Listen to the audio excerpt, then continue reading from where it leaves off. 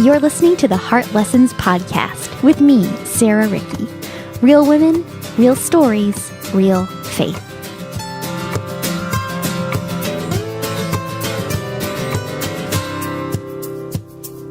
Hello, friends, and welcome to another episode of the Heart Lessons Podcast. I'm your host, Sarah, and I am so glad to have you joining me here today. We are in the first week of October 2018, and this month's Heart Focus is going to be pregnancy and infant loss awareness. And I'm not sure if you caught the end of last week's episode. Maybe you're wondering why pregnancy and infant loss is going to be the Heart Focus for this month. But my experience, if you don't know, is that my husband and I lost two full-term infants, our daughter Evie in 2012, and our son Charlie in 2015, both of them from the same genetic anomalies that we found out about at the 20-week mark of the pregnancy. And honestly, losing those babies was incredibly life-changing, almost like a point at which I think of my life as like before Evie and after. It's just really, really life-altering. And those of you who have experienced pregnancy and infant loss, you know exactly what I'm talking about. And I can honestly say I don't believe I would have this podcast if my son hadn't passed away. His life was the catalyst for starting this ministry here, and so I'm very grateful that both Evie's and Charlie's legacies live on through Heart Lesson, so that's really special to me. If you haven't lost babies, or if having babies isn't even on your radar, I just want to still invite you to this Heart Focus for the month. And I think ultimately what we're really talking about is a discussion of who God is in the midst of our suffering and how we can still find Him in the broken places of our lives, which I know is something that touches every single one of you listening. And I also hope that the Heart Focus for this month will just help bring greater awareness as you relate to friends and family, because the truth is that 1 in 4 women have experienced pregnancy or infant loss, and that's a pretty big percentage. That's 25% of women. And so I know that someone that you know and love has been affected by this. And so maybe it can just help bring greater awareness for how to meet them in their sorrow. Okay, well, my special guest today, I'm so excited about. Her name is Adriel Booker. She hails from Australia, which is super fun, the land down under. I decided not to try an Australian accent there, so you're welcome for that. Adriel lost 3 babies to miscarriage, and so she shares those stories today. She's an author and a speaker. She just released a book entitled Grace Like Scarlett, and so we're going to talk a little bit about what she wrote in that book, mostly just about her story and how God met her and how we can use our difficult experiences to help others, and how even the hard parts in our lives can be redeemed for something beautiful. All right, friends, well, I'm so excited to share this episode with you today. Adriel is just such a sweet spirit, speaks really great truth in a really gentle way, and I'm just really thrilled to have her on the podcast. So without further ado, here's my conversation with Adriel Booker. All right, well, Adriel, thank you so much for joining me this morning. Welcome to the Heart Lessons Podcast. Thank you, Sarah. It's a pleasure. And I know I mentioned this to you before we started recording, but I am just really glad, I guess is a poor word choice, but I'm glad to have your voice speaking into the pregnancy and infant loss community. And as we focus on that theme for this month, I'm just really thankful for women like you who are willing to share their story and share the hard parts and then the sweet parts as the Lord walked them through something really difficult. So just thank you for your willingness to share and your heart and your vulnerability. And I just appreciate that and admire that very much. Thank you, Sarah.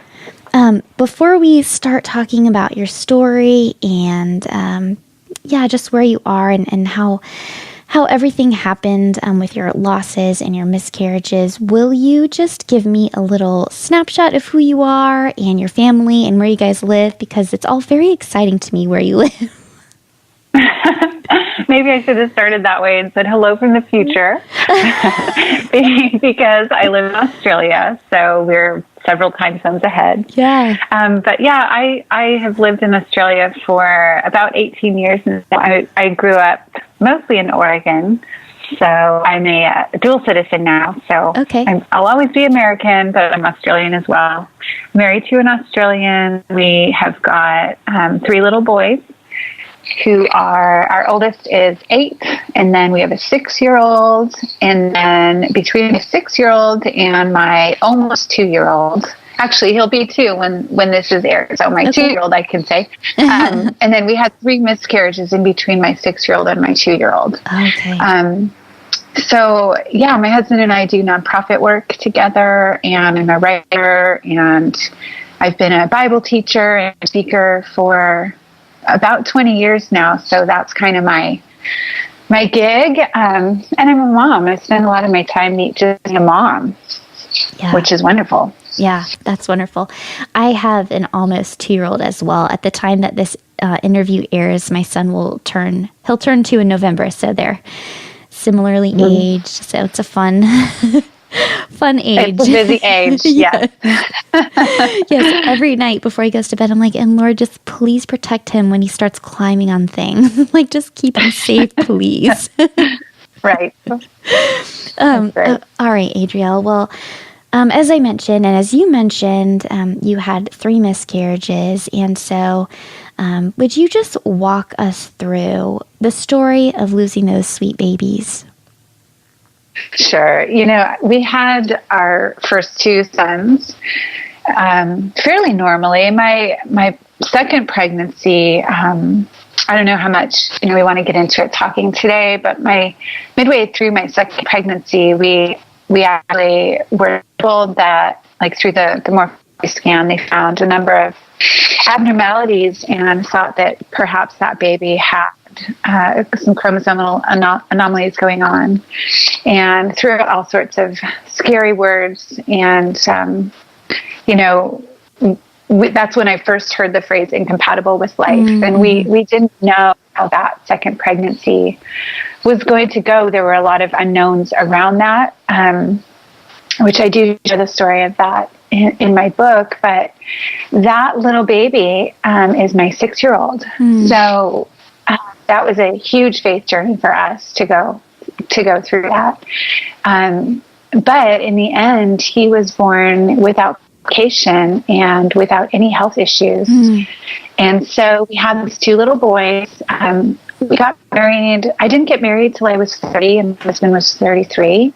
And so it wasn't long after we got married that we decided to start having kids. So, we had our first 2 were a year and a half apart, and we wanted to have another 1 or 2 kids. And so we tried again straight away for that 3rd kid. And we were absolutely shocked when at about 13, 14 weeks, we discovered that I was having a miscarriage. So we had seen the heartbeat of that little one. Everything looked normal and fine. We had, like I said, the 2 boys before. And so even though we knew, and actually you always know that miscarriage is a possibility, we felt well and truly in the safe zone. We had seen that you could have babies. We had a lot of scare with our second, with Judah, but all of that turned out to be okay. And so when we lost our 3rd baby, we just felt completely shocked by that, just totally devastated.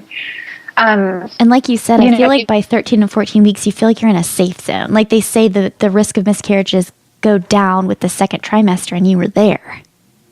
They do. And I mean, we had seen heart rate. I think that's another statistic I had read, that once you see heartbeat, it's like a 4% chance that you're going to lose the baby. The chances go way down. So all of those things, I think, can give a family, I don't know if it's a false sense of security, but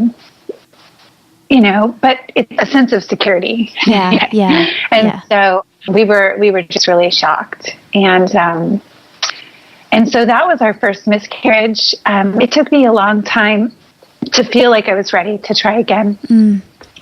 My husband was really gracious during that time, and we both knew that we wanted to try again, but he just gave me a lot of space to feel like I was ready emotionally and physically. And so we waited, probably almost a year before I felt ready again, and got pregnant straight away. And we were just so blessed. We got pregnant straight away, had a lot of, hope in our heart and faith that this was happening. We truly thought that our miscarriage was enough. By that time, we knew the statistics, 1 in 4 pregnancies. We knew how common it was. And so we truly thought that it was a one-off. And I don't know if we would have put it in these terms, but it's almost like we felt like, okay, we paid our dues. Yeah. That happened. Yeah. And now we're moving on back to our normal life. And then I had another miscarriage. And I'll tell you what, when we had the second one, we were just as blindsided as the first because we thought the first was a freak thing. And but when we had the second one, it just threw everything into question.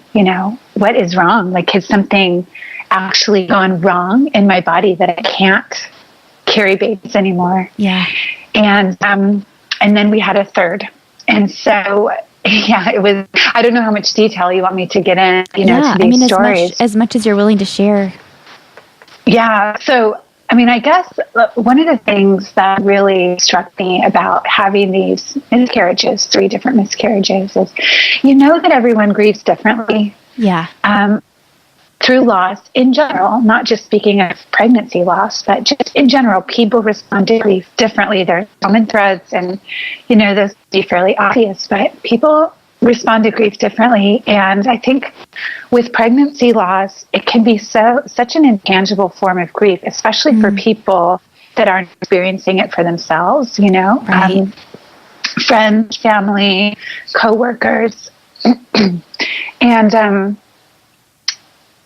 so I think part of for us was just learning, like, what does it even mean to grieve?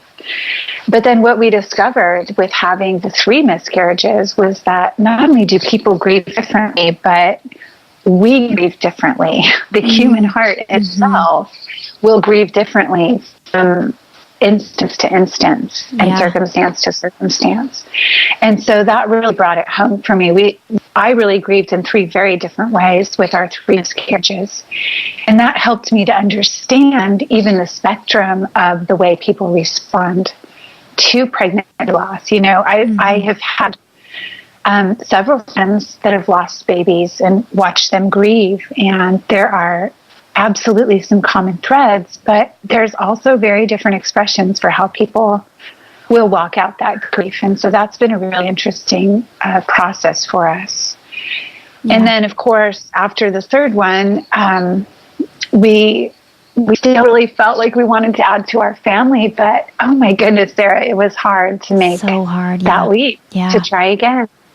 And, I really battled with so much in my mind about, I don't know, even just the wisdom of continuing to try. I know I had people around me going, oh, don't put yourself through that again.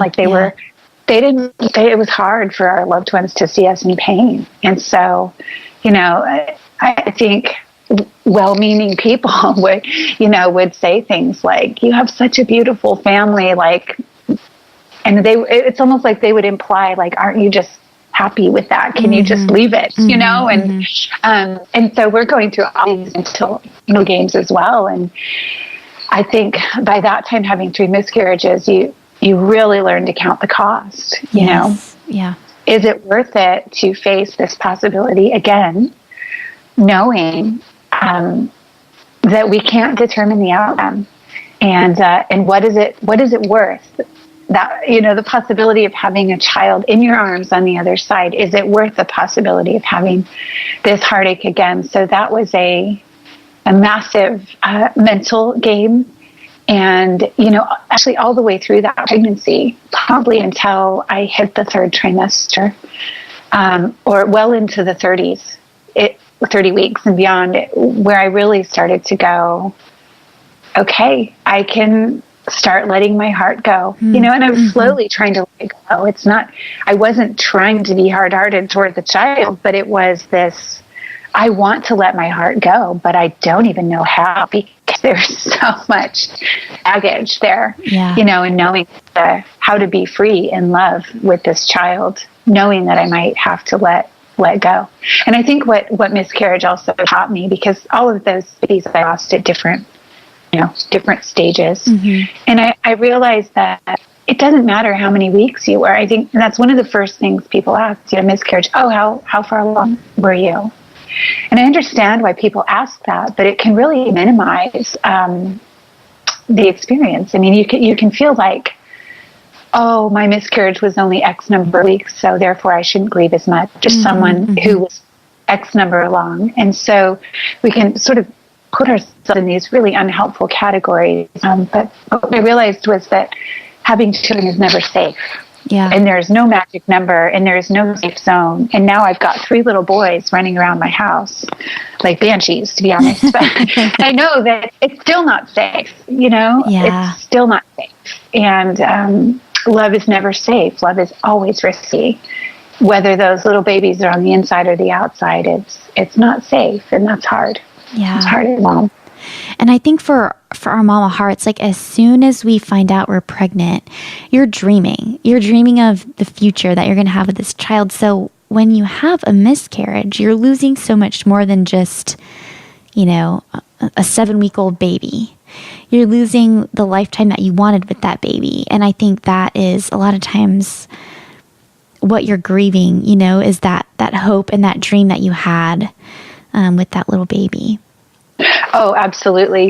You're dreaming, you're losing the possibility. You're losing of what maybe your other child would be like as a big brother. You're losing the potential of so many experiences and dreams that you imagine that your family will look like. And it's incredible how quickly those kick in as soon as you become pregnant. Yeah. For most women, I know that that's a broad brushstroke, and not everyone feels like that straight away. But for most of us, when we get pregnant, even before we get pregnant, you're already dreaming. But then when those lines appear, it's almost like your heart feels a sense of permission to just go there. Yeah. And so, absolutely, when you lose a baby, you're not just losing that little one, but you're losing the life that you had begun to imagine.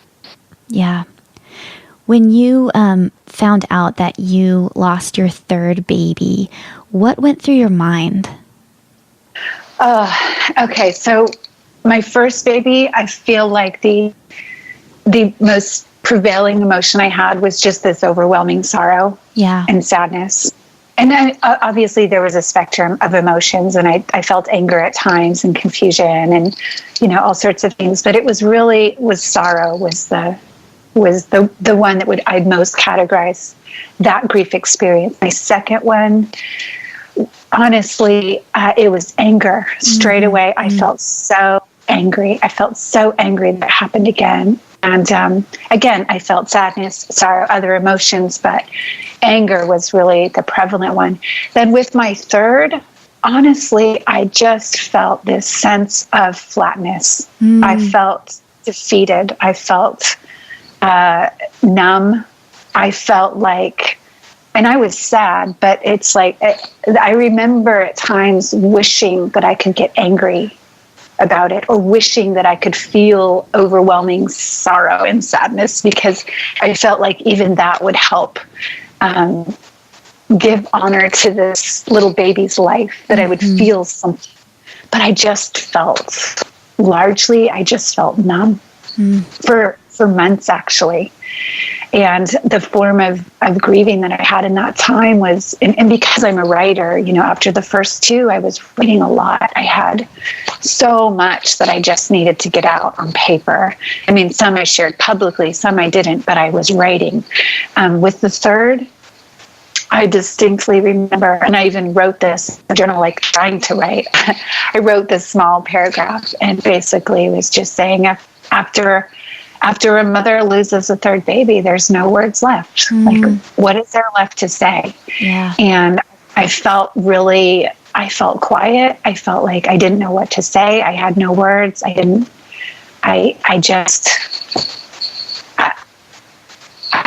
I just had nothing. I felt really numb for a long time, actually, for months. And then how did the Lord meet you in that flatness, as you said? How did he meet you in that numbness? What did that look like? So after the third, I decided to try counseling, and honestly, I didn't know if counseling would help or not, but I was beginning to head toward writing a book, and I thought, you know what? If there's stuff that's buried that I haven't dealt with, I want to know, and I want someone objective to be able to help me see. And I think by that time, I did understand the nature of grief a lot better because I had already been through 2 miscarriages. I had read a lot, but I thought, I'm just one person, and maybe I need something completely outside of my life to be able to reflect back and speak in. So I found a counselor, and I think I went maybe 5 or 6 times. And I did feel like, I don't know, I felt it was kind of a dull sense of flatness that I felt. It wasn't severe. I didn't feel completely numb. I was sad about my miscarriage, but I wasn't devastated like I was the first 2 times. And I think that was uncomfortable for me. Like I actually wished that I could get angry, or I wished I could just cry and cry and cry. And I felt like, it sounds weird, but I felt like that would make me feel better about my grief, And so I started seeing her, and honestly, I think it was probably after 5 or 6 sessions, and she said,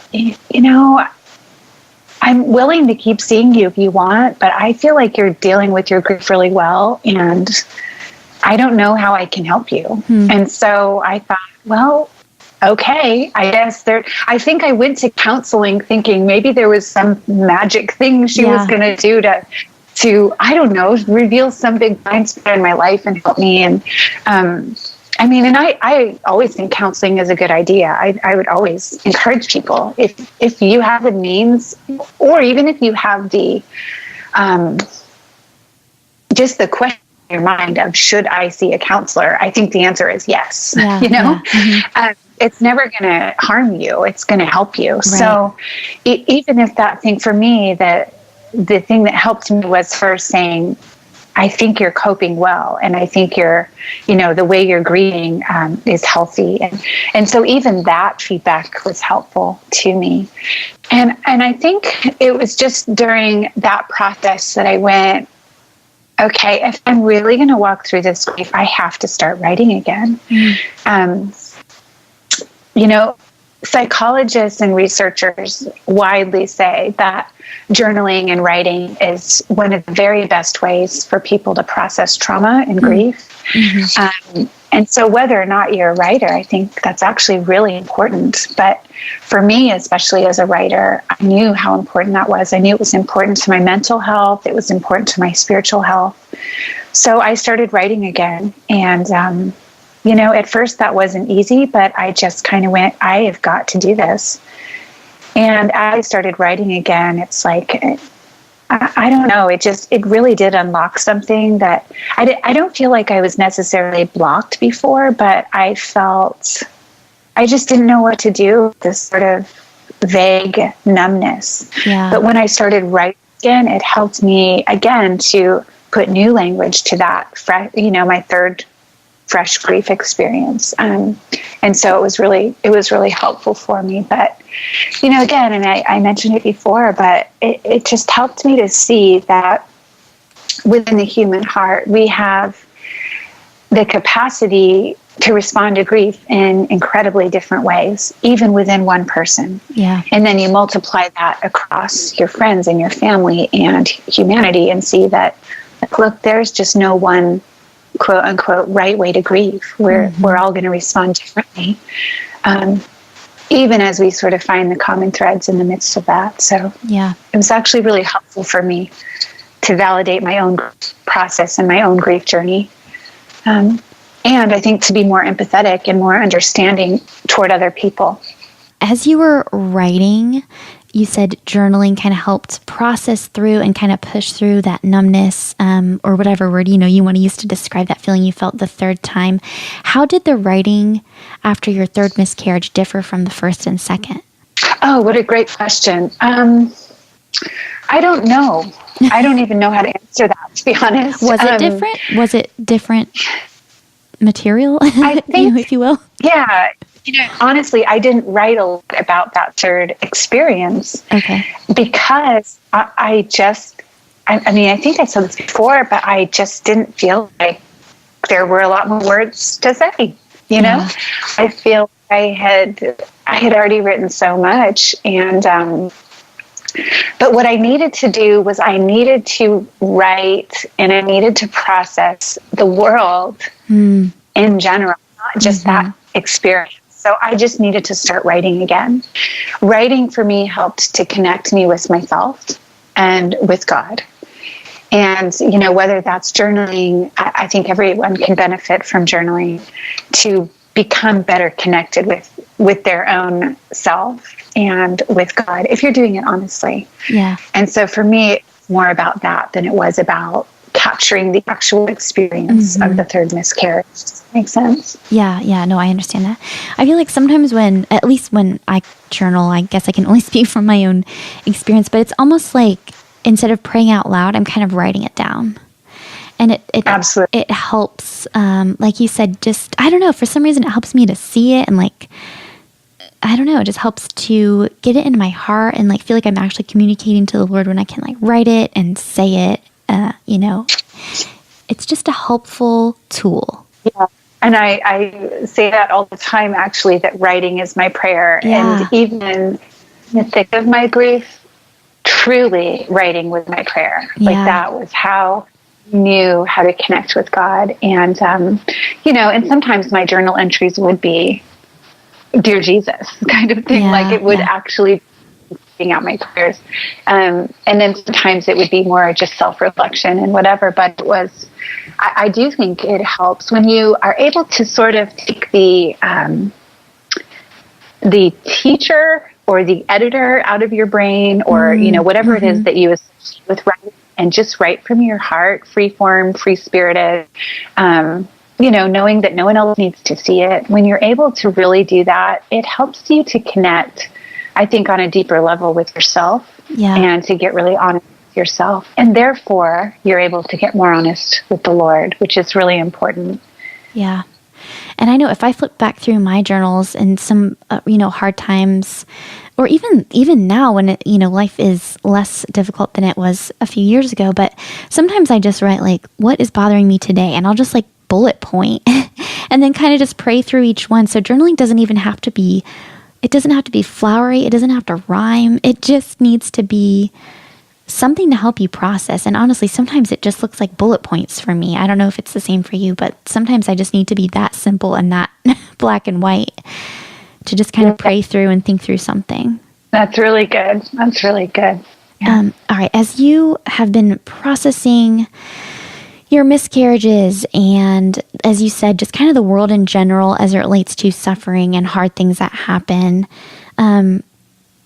what is one of the hardest questions that you've had to face, and how have you come full circle to kind of live at peace with it?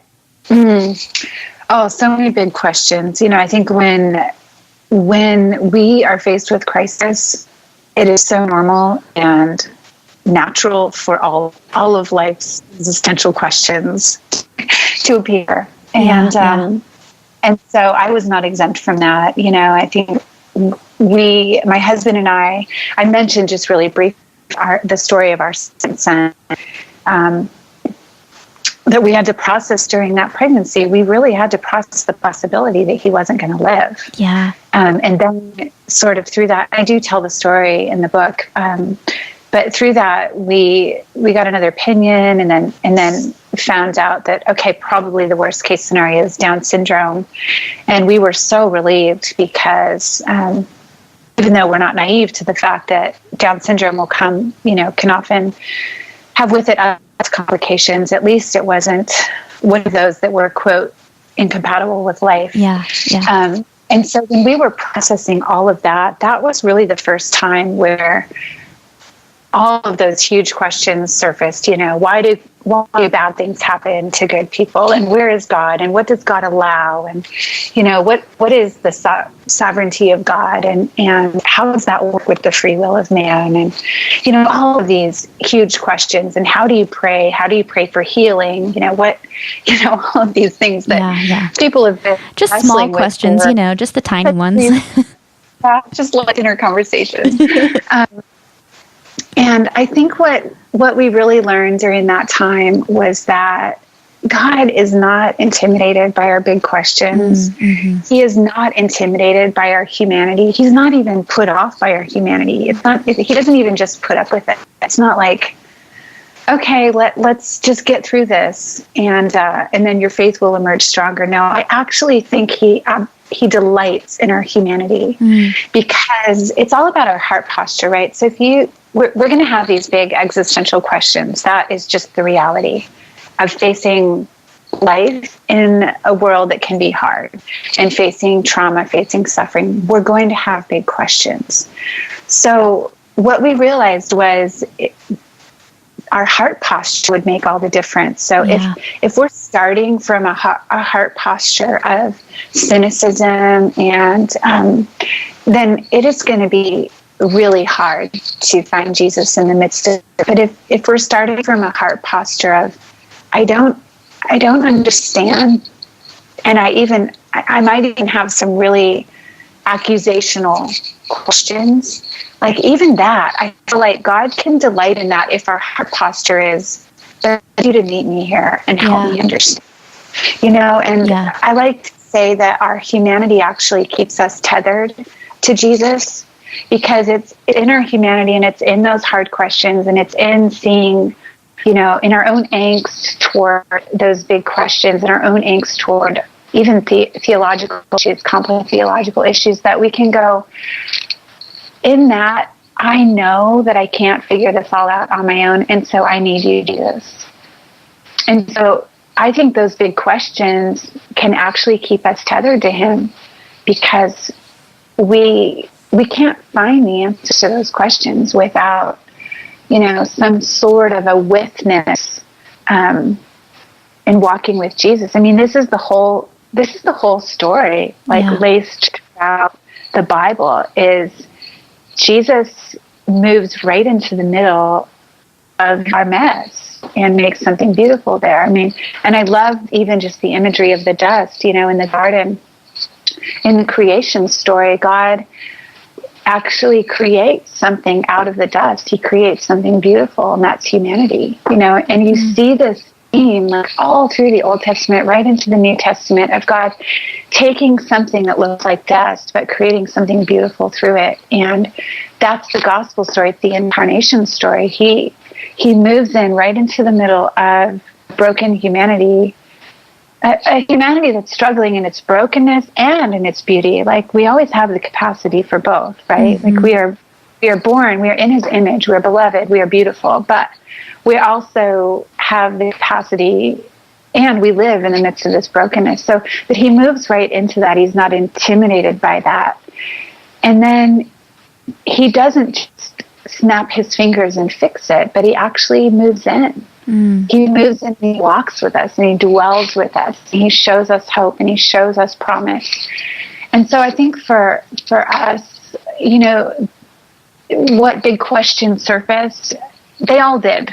They all did. Yeah. But I think through it, we were just able to see the constant and steady presence of God, and the goodness of Jesus, and that even in our heartache, that he wasn't repelled by our humanity, and he wasn't repelled by our big questions. And in fact, he drew near to us in them.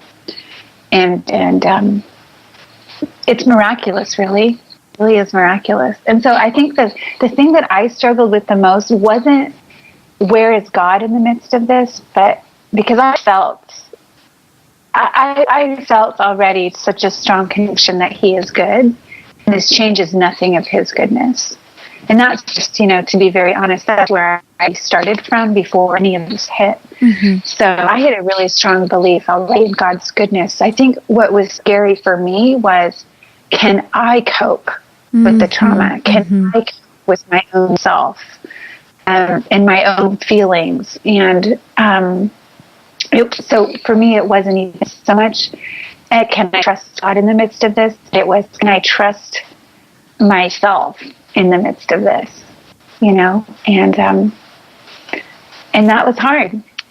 Yeah. But I think even that helped me see that my frailty, my humanity, it didn't repel God, so it doesn't need to repel me either. Yeah. Yeah. And actually, one of the things I learned was that as tender and as fragile as the human heart is, it is also so resilient. Yes. We really sell ourselves short, but the human heart is so resilient, even in its fragility, which is a paradox, I know. But it's so resilient. And then you think about, already, because we're created in the image of God. He's created us with this resiliency, whether we know him or not. It is born in the human spirit. It's the way he's made us. And yet, how much more strength do we have to tap into when the source of our strength is him? Yeah. Incredible. Yeah.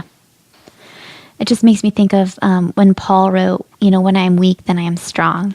It's like your weakness is what's sending you to the foot of the cross and asking for help, and your weakness is what is going to allow the Lord to give his supernatural strength to you, when you humble yourself and ask.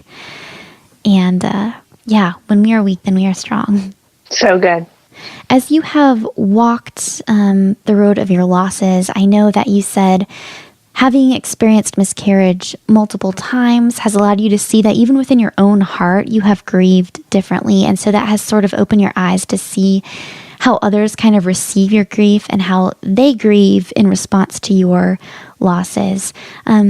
Were there, even still, were there ways that you felt particularly supported when you lost your babies, and then ways that you maybe kind of felt silenced or ignored by others?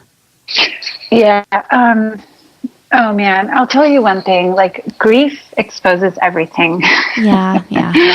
It exposes everything that's in your heart. It exposes, your strength, like we were just talking about, but it also exposes your weaknesses, and it exposes your insecurities. And I think with our first miscarriage, I felt so alone. And it's hard to describe, because I did feel, very honestly, I felt that Jesus was near, and I felt the presence of God, but I still felt really lonely. Mm-hmm. And that's a hard one for me to reconcile, but I think it's possible to feel both. So I felt really lonely, and I think part of that was because no one that was really close to me had experienced miscarriage and shared about it and talked about it. Yeah. And I did have some friends that had experienced miscarriage for sure, but they weren't people that, either they had experienced a miscarriage before I knew them or whatever, but it was never I was never exposed to it, really. Yeah. I had never read about it. I'd never, walked a friend through it. And so even though I knew it was out there and it was, a common experience, I also just felt so completely isolated. And, I think motherhood in general can be like that, because we tend to share the brilliant parts of it and not always share the difficult parts of it. And don't get me wrong, I don't like it when people just completely focus on how hard being a mom is and, give motherhood a bad light. Right. I think there's a balance that we need to somehow be able to talk genuinely about both and authentically about the difficulty and the joy. But I feel like this whole part of the motherhood experience, pregnancy loss and the possibility, just isn't talked about as much. And so I felt really isolated. And, the things that helped me feel not isolated are so simple. They're so simple, but they made such a difference. And that was when someone would bring over a meal. Like, I actually felt like, oh, you see this as a death. Like that, because that's what you would do if, someone else on the outside died. You'd bring a meal, or you would bring flowers, or you would write a card. And those little things that maybe feel insignificant to a friend going, I want to help, but I don't know how to help. I mean, those little things can make such a difference for a person being cared for. So for me, we did feel really isolated, but we also felt these pockets of being really supported. After my second miscarriage, it's a bit of a story, and I don't want to take up too much time, but we were overseas at the time of my second miscarriage, and we were actually visiting my hometown and had the miscarriage. So I started the miscarriage in Italy, finished it in Oregon. Goodness. And it was a little bit crazy. Yeah. I know I read about it's in the first part of your book. I was reading the first chapter, just kind of like, oh my gosh, that's crazy. It was was unusual circumstances, but what it meant was that we weren't around sort of a normal support system. We were around, my hometown and people that I'd known for a long time, but they're not people that had walked closely with us in our recent history. Do you know what I mean? And so I had the experience where we had the second miscarriage. I think it was midweek sometime. I skipped church that weekend. I went the next weekend, so it hadn't even been 2 weeks. And I went and showed up at church and left church, and not one single person said anything about the miscarriage. I shared on Facebook, and I'm a writer, I had blogs out. Like, it was known. People knew. And they would send an I'm sorry message on Facebook. But then when I showed up to church, I literally walked in and out with no one having said a word. And I was so hurt and so angry. My husband and I both were. And when you're grieving, when you're already hurt, it's very easy to become more hurt. Yeah. So I'm not saying that these are evil people or uncaring, like, not at all. The grief is so messy and complicated, and people often don't know how to enter into it. And I've been on that side of grief too, so I totally get it. But we felt so unsupported, and we felt like, okay, we wondered if anyone cared, but now here's proof. It felt a bit like that. Here's proof. No one actually cares. And that is so not the truth. People really care. But I think sometimes we get so caught up in wanting to do or say the right thing, and then we get so fearful that we'll do or say the wrong thing, so we do nothing at all, or say nothing at all.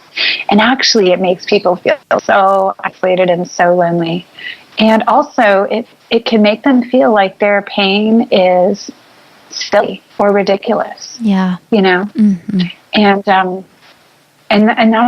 that's a tragedy, because especially as believers, we should be able to absolutely rejoice with people when they're celebrating, but we also need to be able to walk alongside when they're suffering and enter into that too. It's all part of our life experience that hopefully we should be living together. So we have felt at different times so hugely supported and ministered to, and we've also felt so let down and so hurt. Yeah. We've experienced it both. Yeah. Yeah. It's hard. Yeah. And I think something that is important to remember is that even if you feel incredibly supported, it's not going to erase your grief. So, if you're still in the thick of your grief and feeling like, well, maybe if people were more supportive, it would go away. It's not exactly how it's going to work anyway. That's right. People can never actually take away your pain. That has to, of course, time is going to help. It won't take it away, but time will help. And then ultimately, we just need to keep turning to the Lord in our weakness. And it's hard. It's hard because I know, I think sometimes people are afraid to say things because they're afraid they're going to, quote, remind you of your sadness. And it's just, you're thinking about it all the time anyway. So you're not going to be reminded. But then I know I had those times when it was like, man, I wish someone would ask me. And then other times when I was like, if somebody comes up to me and says something, I'm gonna lose it and just start bawling. So, even within yourself, like you were saying, there is a tension. So if you yourself hardly know what you need, it's really hard for other people to know as well. So just sharing that you've experienced both, and just to give grace in both directions is just really helpful for all of us to keep in mind, I think. Yeah, I like to tell people, because I get a lot of emails and messages from friends and loved ones saying, someone close to me or my best friend just had a miscarriage, or my sister or my daughter, what should I do? And I always like to tell them, it's like she just gave birth and is grieving a death all at once. Yeah. So she's postpartum, right? She's got hormones everywhere. Her body is doing crazy things. She has no baby to make up for that. She's also grieving. So what would you do for a new mom? And what would you do for someone who's grieving a death? Like, it's that complicated and that simple. Yeah. What would you do for that new mom? You would be at the grocery store and go, I'm just going to pick up a few extra things for her to make her life a little bit easier. If she has another children, I'm just going to offer to take them for a play date to give her some space to do some soul work or whatever she needs to do, or buy her a massage voucher, or, drop off a bottle of wine or her favorite coffee or whatever. But those little things that you would do to care for someone who is in that really tender, vulnerable place of postpartum, but also is grieving something that is really, really sad, that no one's going to be able to fully understand, like her and her husband or partner. So, that's so good. I've never heard it put quite that way, that you're both, experiencing life as a new mom and also grieving a death like that. I think that does put it into a really, into like a paradigm that people can understand. Yeah, that's great. What would your encouragement be to a woman who is listening, who has experienced miscarriages and even multiple miscarriages? What would you say to her? What would I say to her? I would say that your grief might undo you, but can also remake you. And there's a metaphor that I like to think about, which, if I don't explain it, it can sound opposite to where I'm going. But I like to think of grief like a pill that needs to be swallowed. And I don't mean swallowed like swallowed and then stuffed away or forgotten, but like, when you take a medication or a vitamin, you swallow that thing so that it then can become part of you.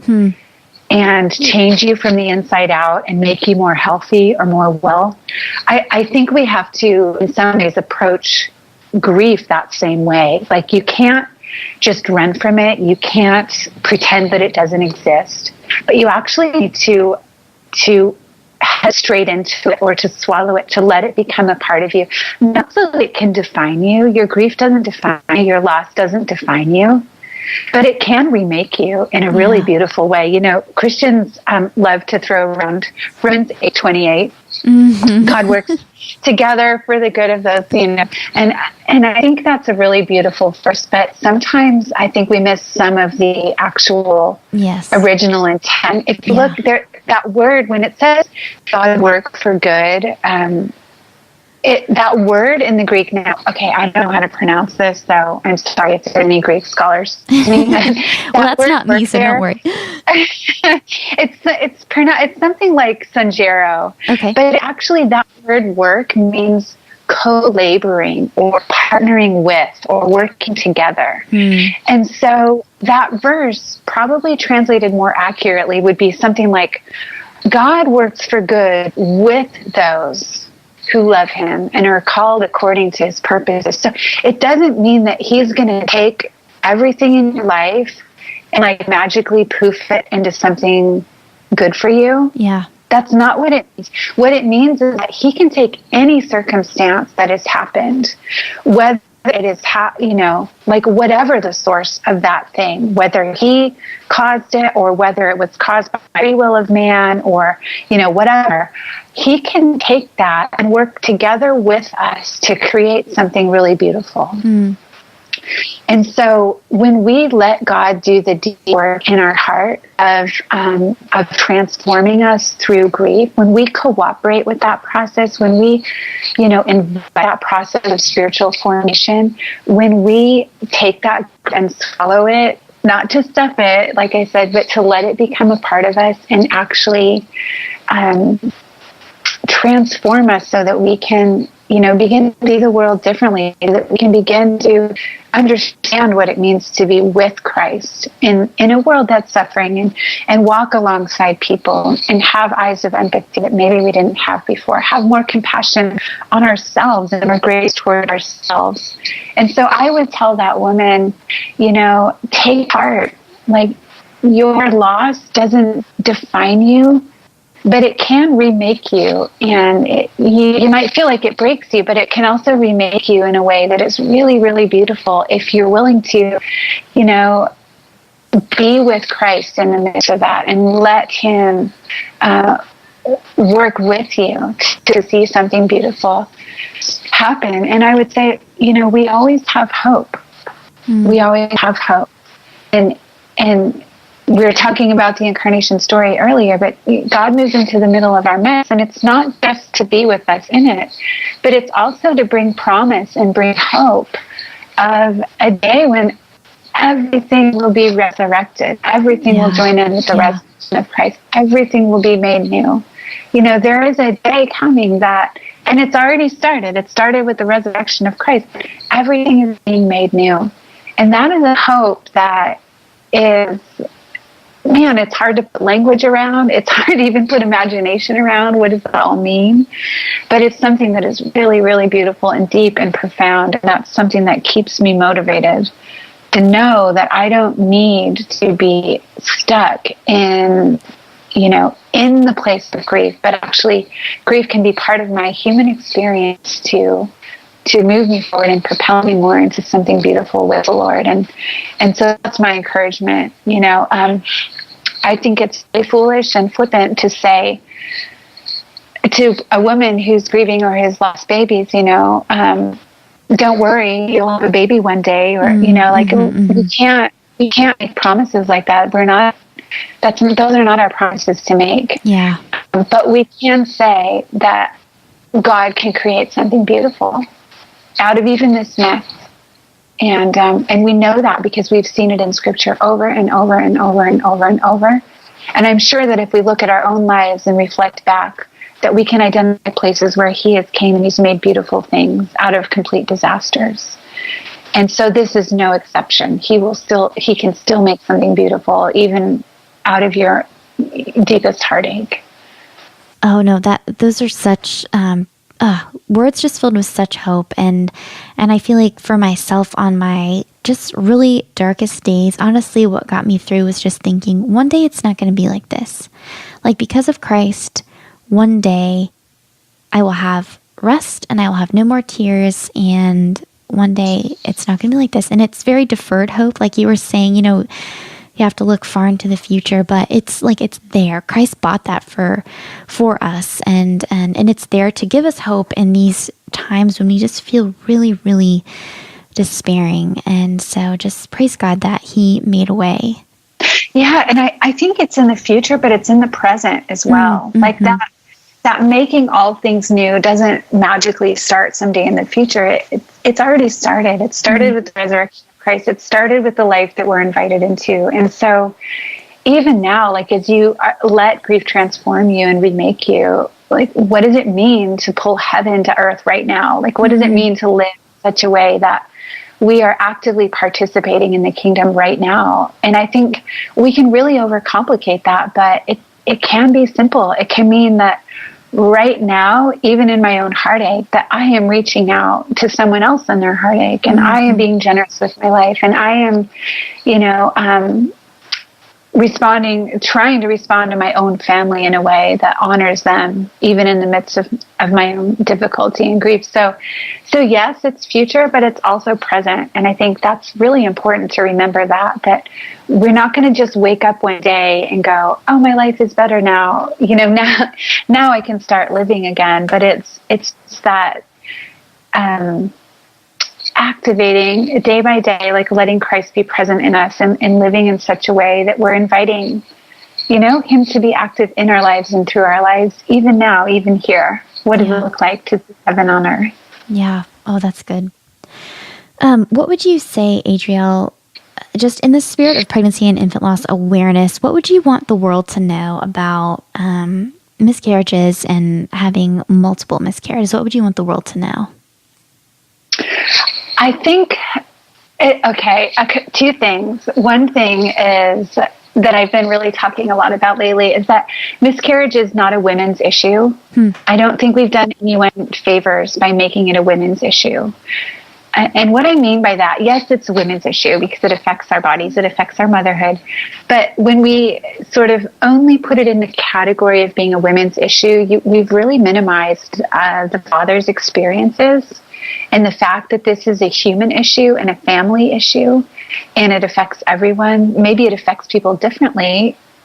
Not maybe, of course it affects people differently, not just from in gender, women to man, but within our own gender, everyone's affected differently. So one thing that I'm really becoming more and more passionate about is helping people understand that this is not a women's issue. This is a human issue, and this is a family issue.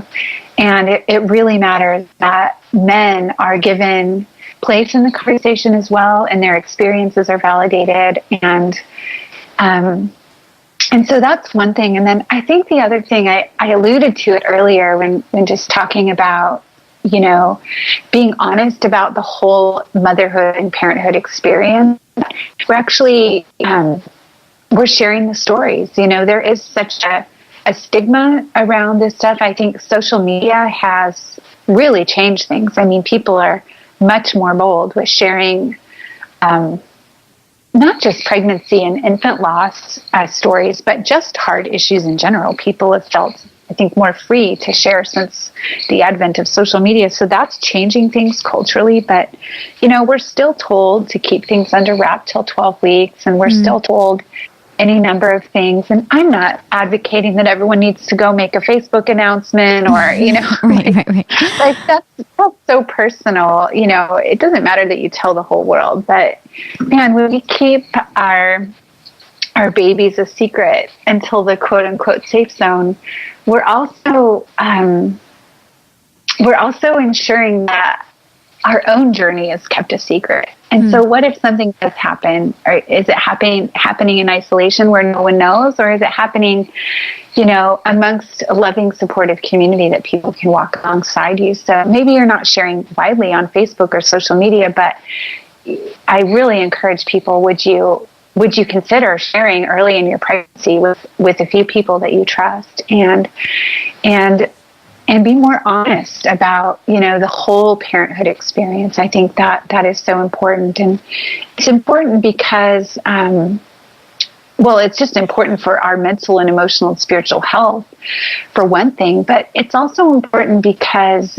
we need to set people up to succeed in their motherhood experience and in their fatherhood experience. And so if we're keeping this huge part of it sort of under wraps, we're not doing them any favors, and we're not helping them to succeed if or when, tragedy hits. And so I really encourage people to tell the stories, and, stories heal the storytellers, and they heal the listeners. And so when we are open with our lives and when we're open with our stories, it really gives people a sense of permission to be open with their own lives. We don't need permission for anything in our lives, but I think it gives us a sense of permission, a sense of, I can be real too. And that's only ever can be a helpful thing. Yeah. And I'm sure you've experienced this as well, that when you start being honest with your story, there are so many people who are going to come forward and say, actually, we experienced something similar.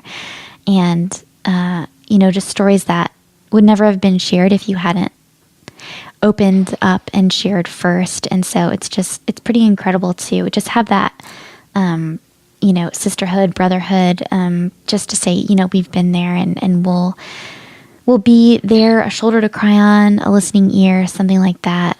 Just a community to surround you, and just know that you can fall back on when you need it. Absolutely. We were never meant to grieve alone. Yeah. Never. All right, Adriel, well, as we wrap up the podcast, there are 2 questions that I ask every guest who comes on the show. And one is, as you are walking out the story that God has written for you, what is a heart lesson he's been reminding you of lately? This sounds really simple, but I think one thing that God has really been stirring in my heart lately is just the whole thing of entering into his rest and his presence and quieting my mind and my life enough that I can hear and sense his voice. And so I've just been so encouraged and inspired to listen for the voice of God around me, and in whatever form, whether that's through prayer or through scripture or through a conversation with a friend or through a movie I watch, but just to be really practicing that awareness of God's voice. And so that's something that I've been really encouraged in lately, and feel really inspired to be more aware. I think I can, by nature, I'm a doer, and I've always got a lot going on, and I can get really, really busy. And God has just been gently reminding me and nudging me how sweet it is to quiet my life enough to hear him.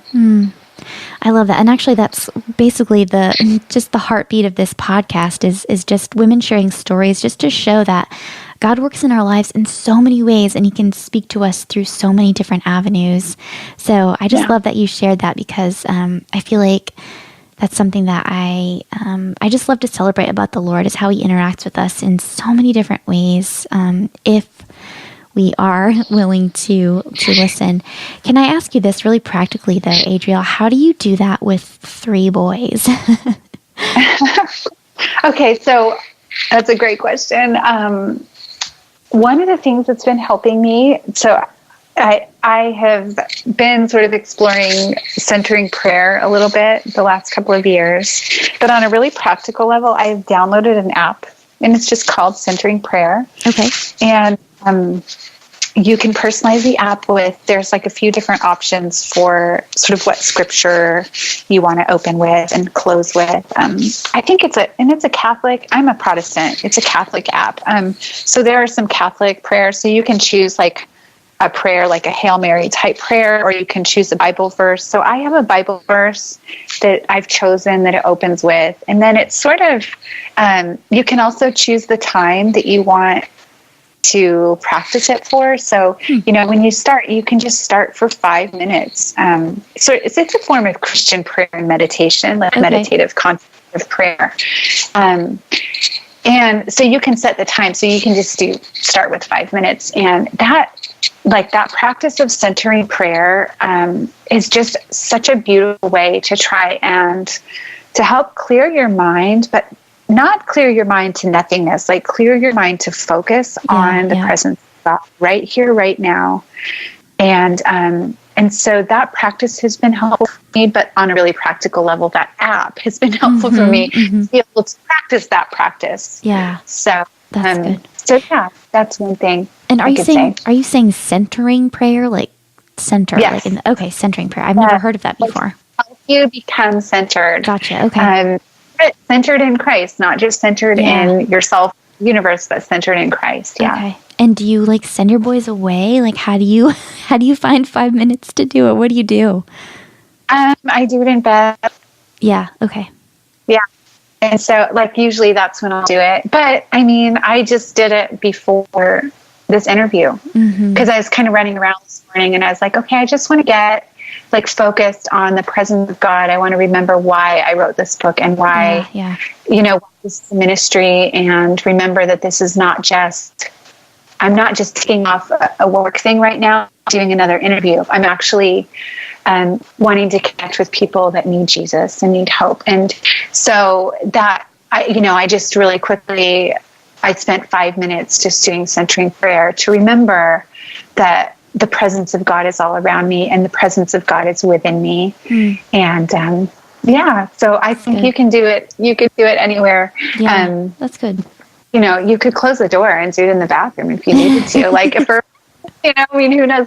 Like, I won't comment further on that, but you can find little moments here. I gotcha. That's good. That's so good. All right. Well, last question that I ask every guest, just something for fun. What is something you're looking forward to? Oh, something I'm looking forward to. Actually next month, my whole family is going to Cambodia and Thailand for some work stuff. Wow. We've got a couple conferences and we decided to see the kids. So, and I have on a whim invited my parents to come along to help watch the kids. And they said yes, which totally. So we're actually meeting up for a couple of weeks. So my parents, we're flying up from Australia. My parents are flying over from Oregon, and we're meeting in Cambodia. So we'll be in Cambodia and Thailand for a total of 3 weeks. Wow. So I'm looking forward to that. Traveling with kids is fun, and I love travel, and I love our work. So and I love our family. So it's a great mix. It'll be really fun. That'll be good. And maybe with your parents there, you guys can steal away for a little date night or something. Yes. I'm sure that will be on the agenda. It'll be great. Well, Adriel, thank you so much for sharing your story. And I know so many women are going to be encouraged. Can you tell us where to find out more about you on social media so everybody can follow you? Yeah, absolutely. Probably the easiest place to find me is my blog, because everything else is linked from there. Okay, blog is adrielbooker.com, and it's ADRIEL. And so, but all of my social media handles are the same. So Instagram, Twitter, Facebook, Pinterest, all of it is just Adriel Booker. And then I've also written a journal that I would love to give your listeners. So we talked a little bit. Yeah. So we talked a little bit about how important journaling can be. And one of the things I realized through my research and as I was writing the book was that a lot of people want to write or share their stories of loss, but they don't even really know sort of how or where. Maybe if they're not naturally feel like they're not naturally a writer or a journaler. And so what I've done is I've put together a journal full of prompts to help people to process their grief after a pregnancy loss. So this could apply to anyone that's experienced any form of pregnancy loss. So there's a special section as well for later losses and stillbirths. So that's at my blog as well. It's actually not live now, but by the time this airs, it will be. So it's at adrielbooker.com/journal, and you can sign up for that. And I don't know if it'll always be free, but it's free right now. So I would love for people to get that resource and to help you write your story. So I would love that if people, if that would be helpful for your listeners to go there and grab it. And then we're also launching a site. We're right in the middle right now of launching a site called Our Scarlett Stories. So it's kind of it's a companion site for my book, which is Grace Like Scarlett. I guess we didn't talk about that too much, but the companion site, Our Scarlett Stories, is a story sharing platform. So it's where people can go and read stories from other people that have experienced different types of loss. And you can filter by mother, father, friend, caregiver, and you can read stories from different perspectives, different types of loss, faith-based, non-faith-based. You can also share your story. So you may feel like you want to share your story, but you don't have a blog, or you don't, have a place to share it. It's a place where you can share your story in blog form, and then you can share that with people if you want. So I'd love for people to visit us there and on our Instagram. So those are our Scarlett stories. And then all my stuff personally is at Adriel Booker. That's awesome. I think the idea of that journal, that's incredible. I mean, what a great resource for anyone who just needs to kind of work through and wants to share their loss experience, but they aren't sure how. I mean, thank you. That's awesome. I mean, you just gave us a how-to guide. That's incredible. So definitely, if that is something that anyone listening is interested in, head over to Adriel's site and find that. And then the Scarlett stories. I mean, what is better, like we said, than community? Especially, I don't know about you, but for me, after I found out, we carried babies to term with fatal diagnosis. And as soon as we found out, the first thing I wanted to do was find other women who had been through it. And there's just something about reading someone else who has gone through something similar or the very same. It just brings just comfort in a way that nothing else does. And I don't know how else to say that, but it just does. And so just thank you for that as well. That's incredible. Yeah, I really do hope it's helpful for people. It's so important that we don't grieve alone, and that we don't feel alone, but also that we can help others to not feel alone. Yeah.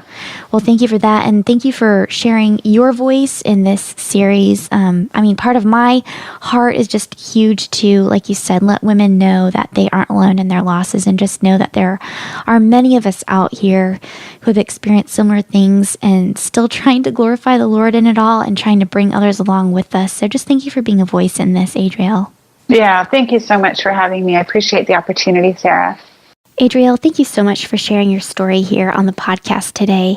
There were so many great truths that she shared, so many things that, even though I've been processing my losses for 6 years now, there were some things that I hadn't thought about. I hadn't been able to articulate quite the way she was able to, and that was actually really helpful for me.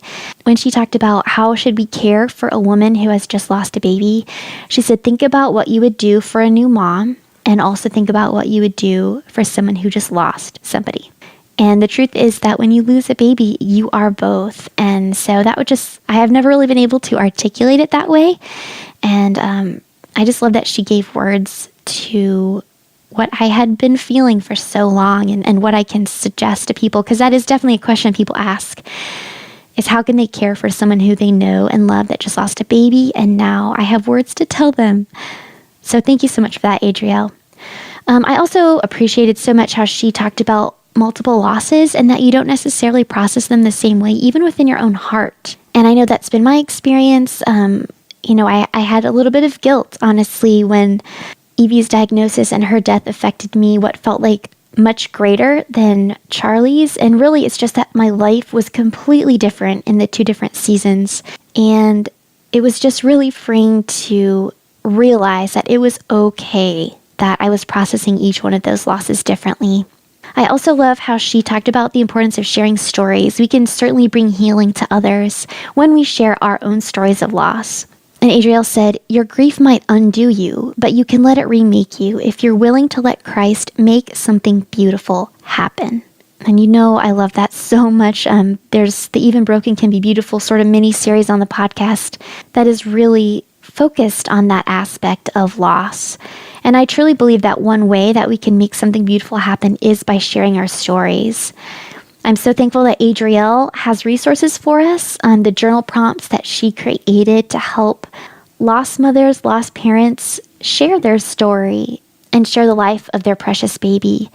So I will put a link to that in the show notes for you to find, and you can submit your story to Our Scarlett Stories. Again, I'll put a link in the show notes.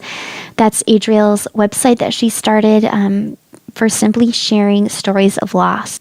And also this month on my blog, I'm going to open it up to share stories as well. So thank you so much to those of you who have already shared your stories, submitted your stories. It is such an honor to be entrusted with those details. I know they're precious and the photos are sacred. And so just thank you for entrusting those to me. I just wanted to say, especially since Adriel is providing the journal prompts to help write stories, I'm just going to extend the deadline for one more week for the submission of stories of loss, stories of hope on my blog.